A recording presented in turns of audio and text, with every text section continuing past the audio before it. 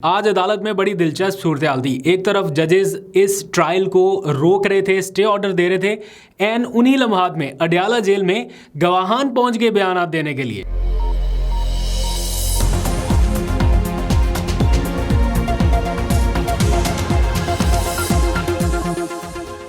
बिस्मिल्लाहिर्रहमानिर्रहीम, अस्सलाम वालेकुम। पाकिस्तान और दुनिया भर में देखने और सुनने वालों को अब्दुल कादिर का सलाम।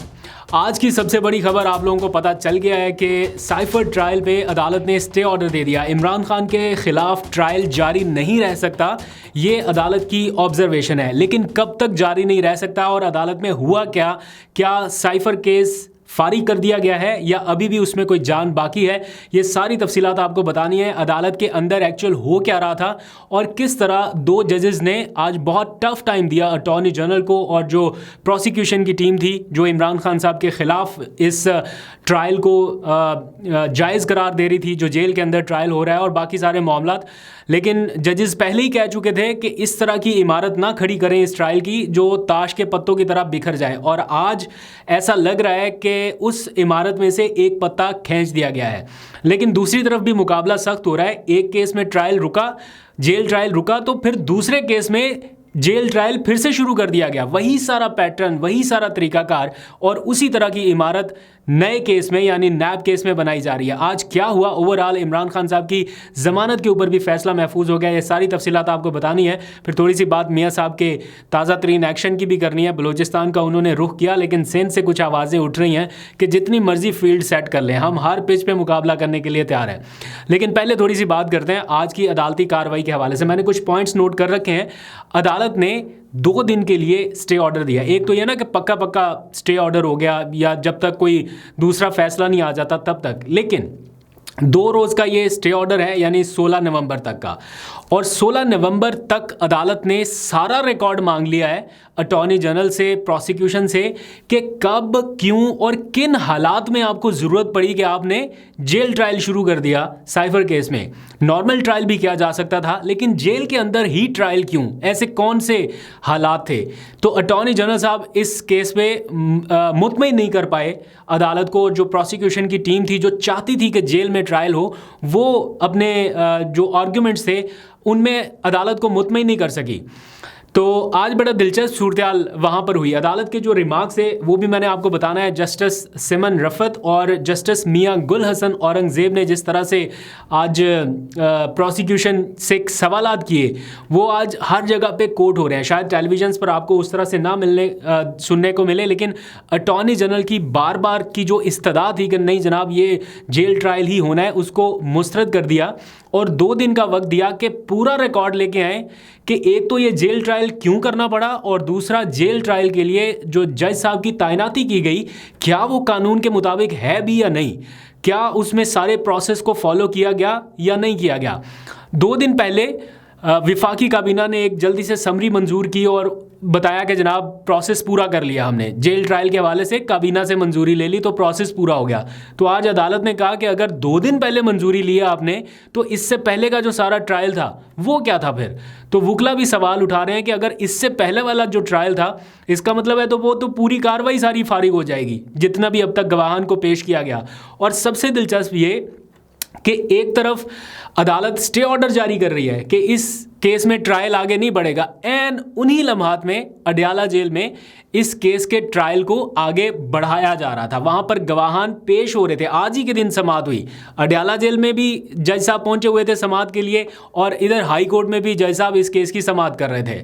तो इधर स्टे ऑर्डर हो रहा था और दूसरी तरफ गवाहान पेश हो रहे थे, क्योंकि जल्दी है दूसरी तरफ के 1 महीने के अंदर अंदर ये पूरा ट्रायल जो है वो हमने कंप्लीट करना है। बहरहाल जब अदालत की ये ऑब्जर्वेशन आ जाए और अदालत ये कह दे कि जेल ट्रायल के हवाले से आपने जितने भी नोटिफिकेशंस या जितनी भी कानूनी कार्रवाई की है, बादिउन नज़र में वो हाई कोर्ट के रूल्स के मुताबिक नहीं है, दैट मीन्स कि यहाँ पर काम तमाम, मतलब फ़िलहाल ऐसा लग रहा है कि ये स्टे आगे बढ़ सकता है।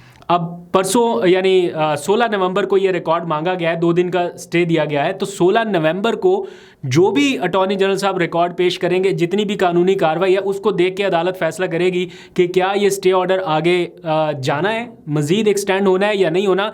और अभी मैंने हाई कोर्ट के कुछ रिपोर्टर से बात की व्लॉग शुरू करने से पहले, तो वो ये कह रहे हैं कि ऐन मुमकिन है कि ये स्टे एक्सटेंड हो जाए।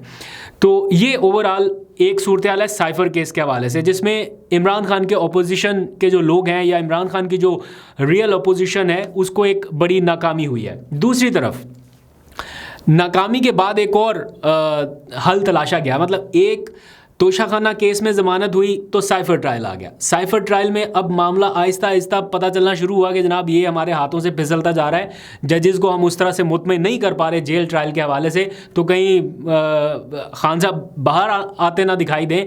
तो अगली कार्रवाई ये हुई कि जनाब नैब के केस में उनकी गिरफ्तारी डाल दी गई। अच्छा, आज ही के दिन, मैंने कल के व्लॉग में भी बताया था, आज के दिन नैब के जिस केस में उनकी गिरफ्तारी डाली गई है उसके ऊपर ज़मानत की समाअत होना थी। समाअत से चंद घंटे पहले उन्होंने गिरफ्तारी डाली और नए कानून के मुताबिक यह है कि जनाब अगर गिरफ्तारी डल जाए तो फिर 30 दिन तक उसको ज़मानत नहीं मिल सकती। लेकिन आपको याद है कि जब नैब ने इमरान खान को इस्लामाबाद हाई कोर्ट के हाथे से गिरफ्तार किया था, उस वक्त भी इसी केस में किया था, लेकिन सुप्रीम कोर्ट ऑफ पाकिस्तान ने उस गिरफ्तारी को गैर कानूनी करार दिया था। और अभी भी अगर गिरफ्तारी एक बार हो गई है, दैट डजंट मीन कि अब पक्का 30 दिन तक उनको रिलीफ नहीं मिल सकता या वो ज़मानत नहीं करा सकते। पहले ये देखना होगा कि क्या उनकी गिरफ्तारी कानूनी है भी या नहीं। तो उसके ऊपर आज अदालत ने फैसला महफूज कर लिया है। ये केस भी आज अदालत में सुना गया और फैसला हो गया महफूज। लेकिन फैसला उसी अदालत ने महफूज किया है जिसने पहले उनकी गिरफ्तारी को कानूनी करार दे दिया था। इस्लामाबाद हाई कोर्ट में जो उनकी गिरफ्तारी हुई थी नैब के इसी केस में, तो chief justice Islamabad high court ने उस गिरफ्तारी को कानूनी करार दिया था। आज भी जो फैसला महफूज हुआ है वो भी chief justice Islamabad high court ने सुन के महफूज किया है। लेकिन इससे पहले वो इसी पैटर्न पर इमरान खान को 7 मुख्तलिफ मुकदमात में ज़मानत दे चुके हैं।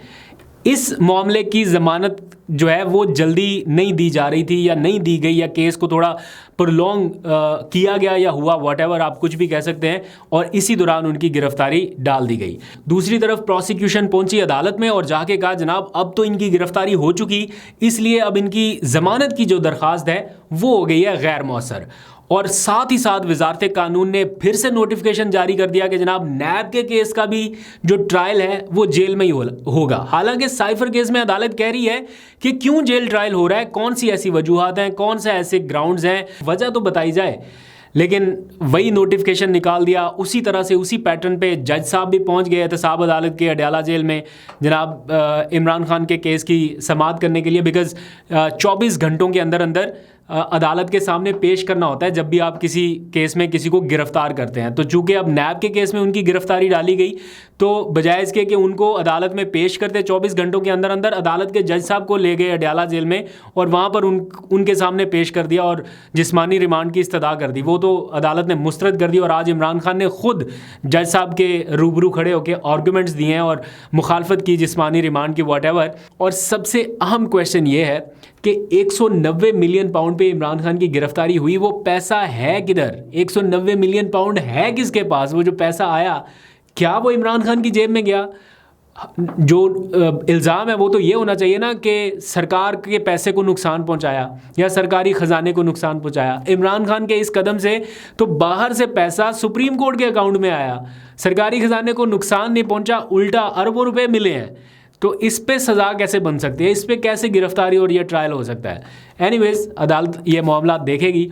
बट ये सारा एपिसोड हो रहा है, मतलब एक तरफ एक केस में अदालत स्टे ऑर्डर दे रही है जेल ट्रायल का, और दूसरी तरफ एक नए केस में वही सारा प्रोसेस, वही सारा तरीकाकार और वही पैटर्न फॉलो किया जा रहा है। तो मुझे नहीं लगता कि ये नैब के केस में भी ये चीज़ सस्टेन कर पाएगी। और प्लस अगर आपने फैमिली के चंद लोगों को इजाज़त देनी है जेल ट्रायल की, 5-6 लोगों को आप कह रहे हैं कि ठीक है इनको जेल ट्रायल में आने की इजाज़त है, तो क्या ये इक्वल टू ओपन ट्रायल हो सकता है? अदालत ने ये भी सवाल पूछा कि ऐसा नहीं हो सकता कि आप फैमिली के 4-5 लोगों को, इन्होंने अचानक इजाज़त दे दी ना कि फैमिली के भी 5 लोग आ सकते हैं जेल ट्रायल में।